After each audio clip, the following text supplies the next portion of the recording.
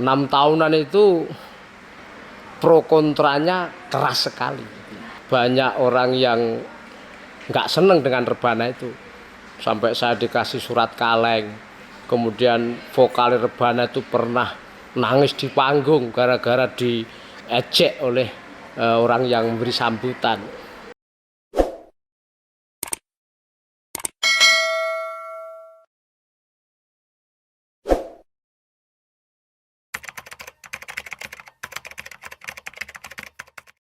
Waalaikumsalam warahmatullahi wabarakatuh. Pripun kabare apa? Alhamdulillah sehat.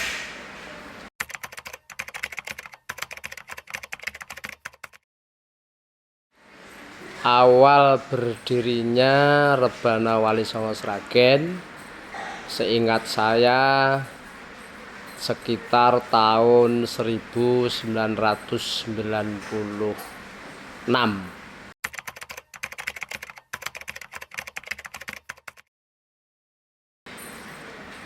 Ya, awalnya memang sebelum saya membuat ide rebana ini, saya sudah sering diundang ceramah di daerah-daerah. Dan saat saya ceramah itu, saya selingi dengan sholawatan, syiiran, musiknya itu pakai mic. Jadi mic itu saya pukuli begini ya, untuk ngiringi sholawatan itu. Kok enak, masyarakat menerima. Terus saya punya ide buat grup rebana itu. Ya alatnya sederhana, hanya terbang tam itu 4 atau berapa sama tangtungnya itu dan beduk 1. Hanya itu saja, dan vokal dan backing itu. Terus kok vokalnya sering fales kan kalau nggak ada keyboardnya itu. Jadi nada awal itu tinggi, terus nanti di akhir lagu bisa turun. Nah, akhirnya membuat tidak enaknya lagu. Dan juga banyak masukan dari para penggemar supaya ditambah dengan keyboard itu, sehingga nada itu bisa stabil sampai sekarang.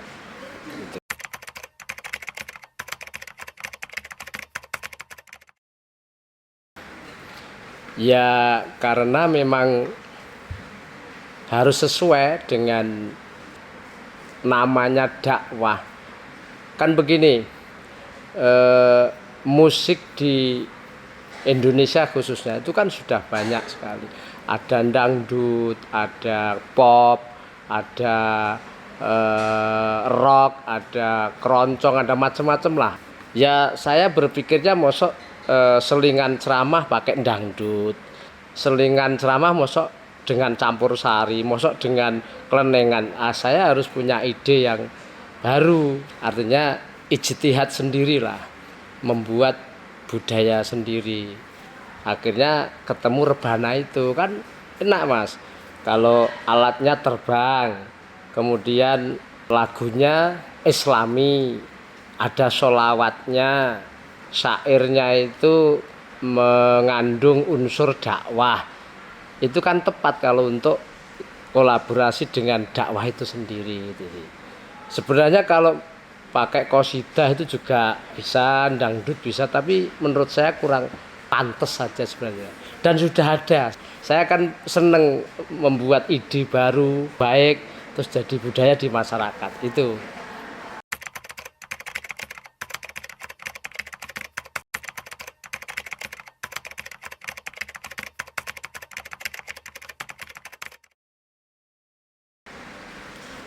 Ya pertanyaan itu sebenarnya kepada masyarakat, bukan kepada saya sebenarnya. Tapi saya bisa merasakan lah dari pengalaman itu. Ya ada yang pro, ada yang kontra, biasa saya kira, karena ide baru Pak. Ide baru itu kan mengagetkan itu. Yang tadinya belum ada, tahu-tahu ada, itu kan pasti ada pro kontra. Bagi penggemar yang sudah tahu sejak awal kalau saya itu ceramah, saya selingi sholawatan, saya selingi syairan, nyanyian, kadang-kadang tembang Jawa. Terus muncul rebana itu ya malah seneng. Malah lah gitu Pak Yai, jangan hanya mic yang dipukuli kan gitu. Itu malah seneng. Apalagi orang-orang yang memang berjiwa seni, seneng nyanyi dan sebagainya itu seneng. Tapi bagi orang-orang yang mungkin kurang setuju ya ada kontra biasa saya kira. Tapi alhamdulillah sampai sekarang ya masih eksis lah. Setelah membudaya, artinya sudah membiasa di masyarakat kan sudah bisa menerima lah, merasakan satu sisi manfaatnya mungkin itu bisa diterima.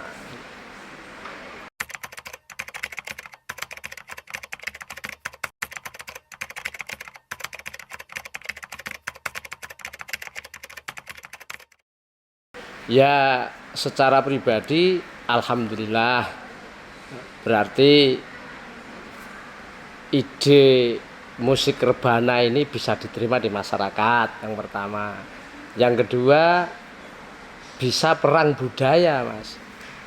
Nah, artinya masyarakat kita ini kan sudah punya budaya sejak dulu dan tidak mungkin bisa dihilangkan gitu loh.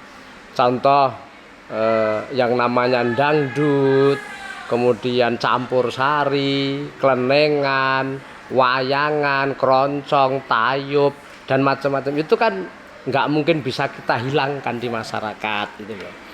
Apalagi kalau ada keramaian itu pasti ada hiburan. Contoh orang punya kerja, misalnya mantu, itu kan pasti di situ ngundang hiburan.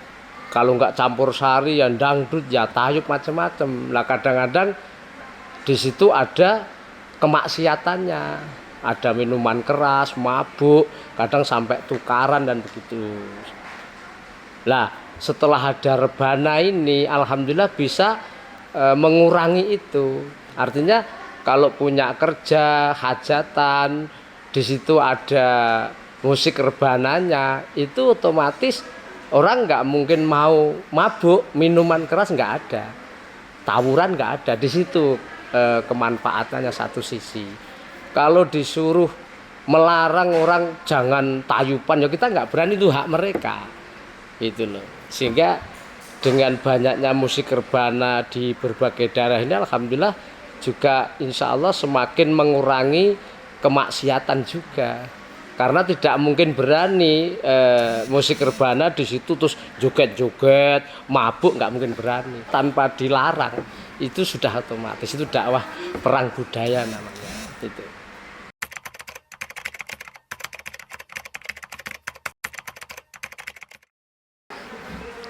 Pengalaman rebana dan saya yang paling menarik ya ada sekitar tahun 2002 saat almarhumlah Simbah Kiai Haji Abdurrahman Wahid Gus Dur rawuh di Pondok Pesantren Wali Songo ini. Itu kan ceritanya begini Mas. Rebana itu berdiri sekitar tahun 96 sampai 2002 itu berapa? 6 tahunan ya. 6 tahunan itu pro kontranya keras sekali. Banyak orang yang nggak seneng dengan rebana itu. Sampai saya dikasih surat kaleng. Kemudian vokal rebana itu pernah nangis di panggung gara-gara diejek oleh orang yang memberi sambutan. Ya macam-macam lah. Bahwa musik itu haram, penyanyi itu nanti ahli neraka, macam-macam. Saat itu memang masih kontranya itu luar biasa. Karena ya memang hal baru itu tadi. Kemudian begitu ada kabar Gus Dur mau rawuh ke Wali Songo, saya ada jadwal di Klaten waktu itu. Kalau nggak salah malamnya saya dari Kudus terus ke Klaten, tidak tidur malam itu karena di Klaten itu jadwalnya kuliah subuh. Saya nginep di tempat panitia, saya ngarang lagu. ngarang lagu yang saya niatkan untuk supaya Gus Dur itu rawuh. Judulnya Kabejan itu, Mas. Lagu Kabejan itu ceritanya. Kahananing urip iki tansah gilir gumanti. Iku ta? Bunga susah iku lumrah kabeh wong do ngalami. Itu lagu itu saya buat. Alhamdulillah Gus Dur rawuh bener. Setelah Gus Dur rawuh di Wali Songo ini, padahal saya tidak menceritakan tentang pengalaman rebana itu, enggak sama sekali. Saya yakin Gus Dur mungkin tahu. Saat Gus Dur ceramah di sini kan intinya kalau nggak salah ini, ya menceritakan tentang dakwahnya para wali dulu. Saya ingat begini kalau nggak salah, di salah satu ceramahnya Gus Dur itu, ya kalau dulu Sunan Kalijogo kan kemana-mana bawa wayang. Nah sekarang kan Yai Ma'ruf kemana-mana bawa organ, enggak masalah. Itu lah. Habis itu terus pelan-pelan itu reda masyarakat itu. Enggak ada yang meneror, enggak ada yang membenci. Terus malah mulai bermunculan orang yang salut dengan rebana Wali Songo. Saya banyak telepon dari berbagai daerah. Saya pernah ada telepon dari luar Jawa, kalau nggak salah Sumatera, tapi lupa namanya. Saya nggak kenal. Beliau telepon, Pak Yai, minta maaf beliau. Nyuwun ngapunten, kula riyen niku nate ngelek-ngelek jenengan gini. Tapi anu nggih, ngapunten nyuwun izin, lagune jenengan kula nggih. Itu banyak sekali. Bahkan ada salah satu kiai itu telepon ke saya bukan hanya minta izin lagu. Metode cara dakwah saya itu ditiru beliau. Saya ya monggo iki wong itu bukan milik saya, itu kan ilmu itu kan dari Allah. Monggo nek jenengan seneng ya monggo terserah.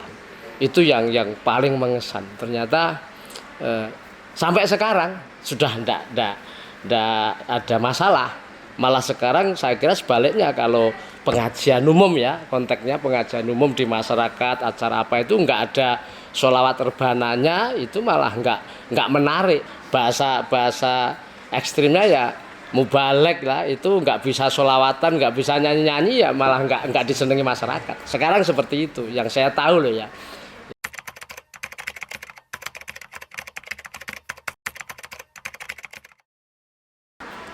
Harapan saya dengan ulang tahun yang ke-25 Rebana Wali Songo Sragen ini, yang pertama mohon rebana ini diteruskan, karena ini budaya baru ya, yang awalnya juga terjadi pro kontra di masyarakat. Sekarang alhamdulillah sudah banyak yang menerima, yang meniru dan sebagainya.